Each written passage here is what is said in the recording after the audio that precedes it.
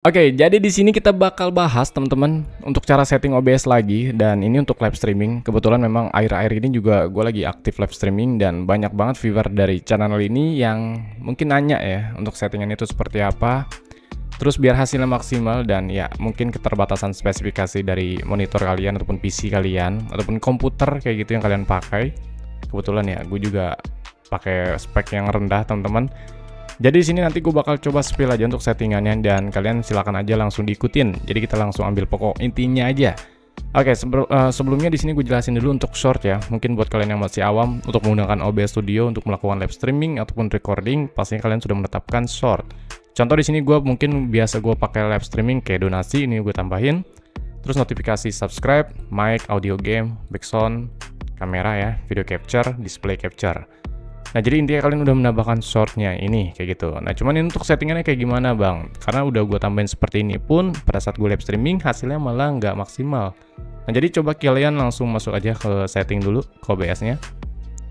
Terus di bagian setting ini sebetulnya yang perlu kalian perhatiin tuh cuman ada beberapa settingan. Ini kalian perhatiin dari stream. Ini tentu pasti pada platform yang kalian bakal lakukan nanti untuk live streamingnya itu gitu ya. Contoh misalnya live streamingnya ke YouTube, ke Facebook, TikTok kayak gitu. Terus selanjutnya ini ada output, ini juga penting. Ini output juga adalah hasil nanti yang perlu kalian setting biar si penonton itu yang nyaksiin live streaming kalian itu ya sesuai dengan settingan kalian. Jadi bagus atau enggaknya ya settingannya dari sini gitu. Begitupun dari video. Nah, di sini gue jelasin dulu untuk yang bagian video dulu. Nah, video ini tersedia ada base canvas dan output resolution kayak gitu ya. Nah, jadi untuk base yang resolution ini itu adalah resolusi monitor yang kalian punya ataupun yang kalian tetapkan display monitor PC ataupun laptop kalian. Contoh di sini gue pakai 768. Kenapa enggak 1080p, Bang? Kebetulan memang pada monitor gue ini gue tetapkannya di 768. Nah, gimana cara tahunya, Bang, bahwa monitor gue itu menetapkan resolusi berapa? Cara itu kalian masuk aja ke bagian Start Windows, terus kalian masuk ke menu Setting. Nah, di sini tuh kalian silakan pilih di bagian Sistem aja. Nah, nanti di bagian sistem itu biasanya kalian pada display ini ya. Nah, ini ada nih display resolution. Jadi di bagian kolom ini adalah kolom di mana kalian menggunakan resolusi pada monitor kalian. Jadi kalian tetapkan dan cantumkan sesuai resolusi yang ditetapkan pada display resolusi PC kalian ataupun laptop kalian. Kayak gitu ya. Nah, di sini kan gue 768 tuh. Tadi udah gue tetapkan. Untuk output resolution ini adalah resolusi yang nanti bakal kalian share ataupun kalian kasih ke penontonnya itu sendiri. Terserah untuk resolusinya kalian mau lebih tinggi ke 1080p itu bisa, ataupun ke resolusi yang samain juga nggak apa-apa. Kebetulan gua samain aja, karena ya semakin resolusi tinggi juga bakal mempengaruhi nanti pada hasil streamingnya itu sendiri, kayak gitu. Terus untuk FPS-nya, nah ini adalah FPS, semakin tinggi FPS yang kita tetapkan, frame per second, semakin smooth juga pergerakan dari live streamingnya nanti. Nah, di sini gue pakai yang paling tinggi 60 fps teman-teman. Jadi kalau kalian misalkan 60 fps sedikit patah-patah ataupun ngeframe silahkan diturunin aja. Biasanya sih lebih cenderung gue antara di 59,94 ya yang ini, atau mungkin gue main aman di 48 fps. Cuman gue pakai 60 fps dengan settingan ini cukup mumpuni. Karena kalau 1080p gue pakai 60 fps memang sedikit berbeda. Itu menyebabkan patah-patah. Cuman untuk settingan ini ya alhamdulillah lah cukup segini. Ini baru di bagian video teman-teman. Terus gimana untuk bagian outputnya, Bang? Oke, untuk bagian output ini di bagian OBS Studio itu sebetulnya ada dua pilihan modenya ya. Ada simple dan advance. Nah, sebetulnya sih simple advance itu bedanya kayak gini-gini doang tuh. Ini bedanya gitu doang. Cuman gue lebih cenderung lebih suka pakai yang bagian advance karena nanti gue bakal bisa custom lebih enak. Ya, jadi ini untuk settingan streaming kayak gitu. Ini untuk settingan recording kayak gitu ya.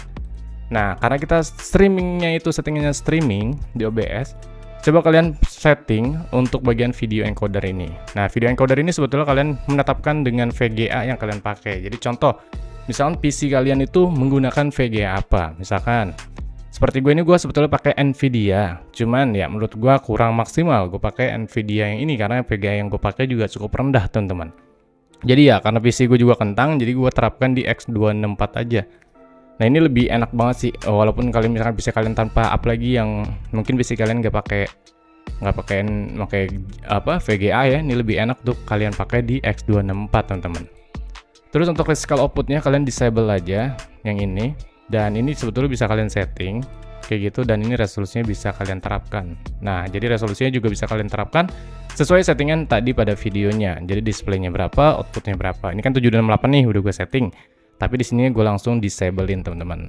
Tuh kayak gitu. Lanjut lagi untuk encoder settingnya. Untuk rate controlnya sebetulnya banyak banget settingannya, CBR ABR, VBR, dan CRF.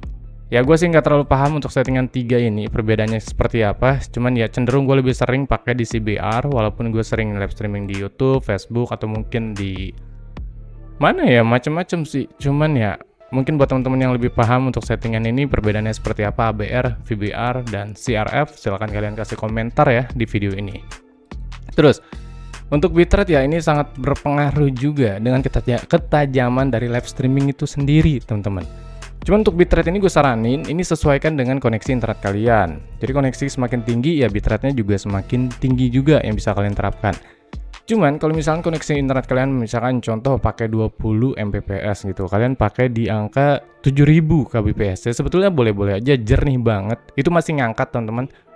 Cuman karena di device gua ataupun di rumah gue ini ya kebetulan untuk wifi-nya ini tuh gue pakai 20 Mbps. Cuman kan harus ke filter lagi teman-teman, harus terbagi lagi dengan HP yang mana, terus pakai STB juga, terus juga HP ya macam-macam di rumah juga ada, terbagi lah pokoknya, tercak lagi. Pasti si resolusi lagi. Si wifi-nya juga terbagi lagi. Jadi gue pakai di 2500 aja. Ya intinya sih 2500 itu ya buat streaming ya sebetulnya nggak terlalu recommended karena pasti gambarnya itu nggak bakal terlalu tajam teman-teman. Cuman ya apalah daya dengan kondisi PC gue yang kentang seperti ini, koneksi internet wifi yang terbatas, harus terbagi juga. Jadi lebih baik gue pakai seperti ini, yang penting streaming gue berjalan lancar, ya gambarnya juga nggak terlalu ngeblur, nggak terlalu buruk gitu teman-teman. Yang penting penonton juga masih bisa nonton dengan nikmat lah. Yang penting kita setting pada keyframe intervalnya, silahkan pakai di 2S aja, 2 second. Jangan lupa untuk CPU setnya kalian bisa pakai very fast ataupun ultra fast ya. Nah kalian ini pakai very fast aja buat balance aja, tapi profile ini kalian pakai high aja. Sebetulnya untuk profile ini bisa disetting entah main ataupun high tuh bebas. Cuman gue karena ini gue pakai bitrate rendah, jadi gue pakai high aja, kayak gitu. Untuk tone-nya biarin aja, kita pakai none. Selebihnya untuk settingan bagian output biarin seperti ini. Kalau udah kita play dulu. Nah ini untuk bagian tadi video ya, dan juga output. Selebihnya untuk streaming ya, ini untuk streamingnya kalian pakai kemana gitu streamingnya. Kalau ini kan kebetulan gue streamingnya itu YouTube di mode RTMP, jadi pasti kalau di mode RTMP nanti kalian menetapkan untuk use stream key-nya ini ataupun kunci streamingnya kayak gitu ya. Jadi kalau kalian mungkin masuk ke streaming itu harus masuk ke YouTube Studio kalian. Ya, jadi kurang lebih settingannya seperti ini aja. Outputnya seperti ini, videonya kayak gini, streamingnya kayak gini. Kalau udah dipilih, oke.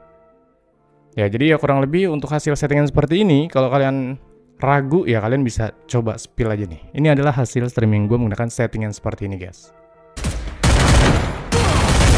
Mampus kepalanya meledak.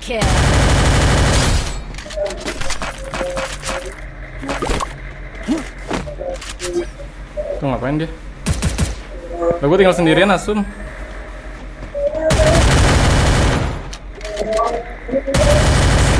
Wes, kerja bagus.